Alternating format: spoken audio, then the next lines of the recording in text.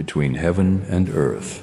Every myth speaks of a sacred center, a hidden spine of the world where gods descend, souls ascend, and time itself stands still. In the beginning, before there was speech, before there was time, humankind looked upward and downward, inward and outward, trying to make sense of the world. Between sky and soil, storm and stone, they felt a presence, a center, a spine of the cosmos, what ancient minds would call the Axis Mundi. It was not merely a place. It was a principle. The Axis Mundi was the pillar that held the world aloft, the point where the divine kissed the earth, the connection between realms seen and unseen. It could be a mountain, a tree, a staff, a temple, or even a man. For wherever the sacred broke through the mundane, there the Axis stood. Mount Meru rose in Hindu cosmology as the world axis, around which the sun and moon revolved. It pierced the heavens and rooted into the underworld, anchoring the three realms. All deities had their place upon its slopes, and all stories revolved around its silent strength. It was not just a mountain, it was the skeletal truth of all. Things unmoving yet alive. In Norse myth, Yggdrasil, the world tree, rose with roots tangled in the well of fate and branches brushing the sky. Gods held counsel beneath it. Serpents gnawed at its roots, and an eagle sat upon its crown. All 9 realms dangled from its limbs, and time itself was wound within its bark. It was life, death, memory, and renewal, and it stood not in a place, but at the heart of all existence. For the ancient Chinese, Kunlun was the divine mountain from which rivers flowed and immortals roamed. In Mesoamerican belief, the great world tree reached from the Maya underworld to the celestial plane, stretching through all levels of being. For the Sioux, the Black Hills formed the sacred center. For the Christians, the cross stood on Golgotha like a cosmic axis between man and God. Heaven and earth. These were not coincidences. Cultures that never met, separated by oceans and centuries, all discovered this sacred spine of the world. They saw that life needs a center, a still point in the turning world. Without it, we drift, we spiral. With it, we find our way. The Axis Mundi was more than a myth. It was a mirror. It reflected the longing of human hearts to find meaning and connection. It symbolized transcendence, the human urge to ascend, to break the boundaries of the self, and merge with the eternal. The hero's journey was always, in truth, a climb up this invisible axis. Moses ascended Sinai and brought down fire-etched law. Jesus fasted in the wilderness and returned with new vision. Buddha sat beneath the Bodhi tree, the earthly axis, and awakened to the unity of all things. Every mystic, every prophet, every seeker, they all touched the Axis Mundi in their own way. For to walk the spiritual path is to find the vertical line in a horizontal life. Sometimes the axis was inside us, a still voice, a breath, a pulse. Sometimes it was a place we traveled to, a shrine or a mountain. But always it pulled us upward and inward. It asked us to rise. It challenged us to remember in ancient temples. The architecture mirrored the world. The dome echoed the heavens, the foundation sank into the earth, and the altar stood as the center. Pilgrims walked spiral paths, echoing the cosmos, until they reached the sanctum, the place where heaven touched earth. The inner chamber was the navel of the world. And when the devotee knelt there, something beyond words happened. Time bent, breath slowed. The divine became real dot even today. Though we no longer name it, we seek it.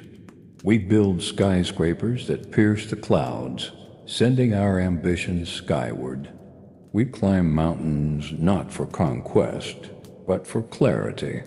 We speak of finding balance, grounding ourselves, reaching higher. These are the old echoes of the Axis Mundi. They are in us still.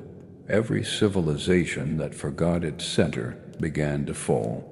When the Axis Mundi is abandoned, the world unravels. Kings become tyrants.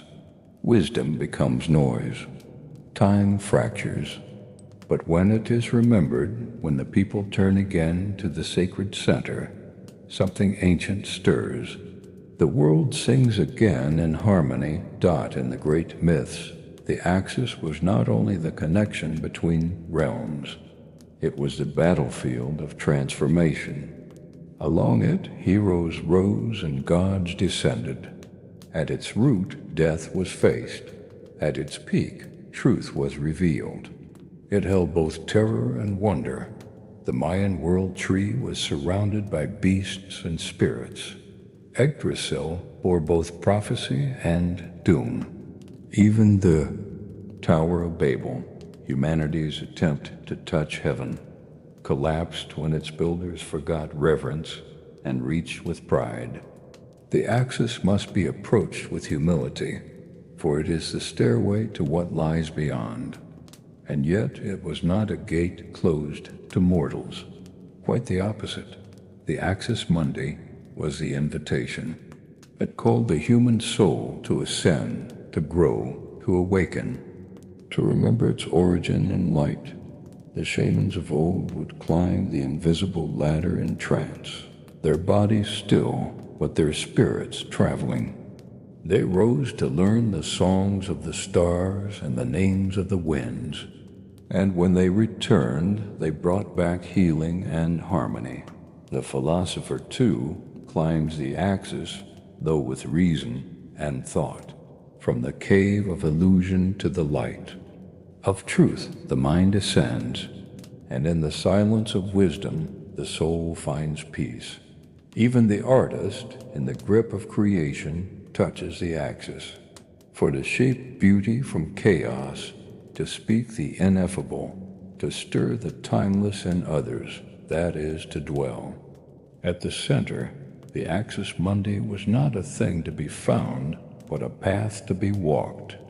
It is the pilgrimage that begins when the heart awakens. It is the stillness in the storm, the line through time, the breath between worlds. Dot and myth, it was guarded. Serpents coiled around it. Fire circled its base.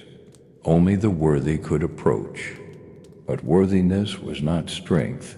It was purity of purpose, courage of heart, and clarity of soul. When Gilgamesh wandered in search of immortality, he sought the center. When Arjuna stood between war and dharma, he listened to the wisdom from the axis. When Dante descended and then rose, he mapped the vertical path of the soul's ascent. Dot, and in each tale, the lesson remained. The Axis Mundi is not far, it is. Wherever one dares to open the soul, it is the breath that connects life and death. It is the silence between words. It is the light behind the eyes. The old sages said that to build a true temple, one must first find the center of the world. Only then could the walls rise true and the prayers rise higher. The center was marked with stone or fire or tree.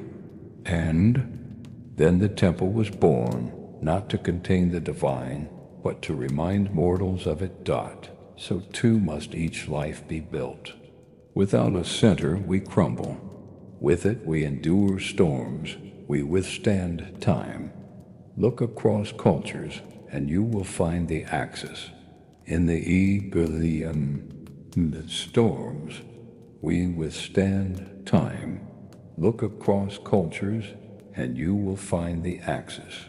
In the ziggurat of Babylon, rising in tiers like a stairway, in the stepped pyramids of Egypt and Mesoamerica, in the sacred poles of the Lakota linking sky and ground, in the minarets and spires that pierce the skyline, all reach upward.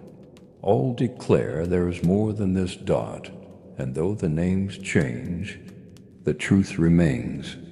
We are beings who yearn for connection to the divine, to each other, to ourselves. The Axis Mundi is the shape of that yearning. It is the line we follow home. In the chaos of the modern world, we forget. We drown in surface, but deep within, the Axis waits. Each breath can return us. Each act of love, each moment of awe, each silence honored. The mystic does not climb to escape the world. They ascend to see it whole. And when they return, they walk differently, not above others, but grounded, centered, a live dot in a time of noise.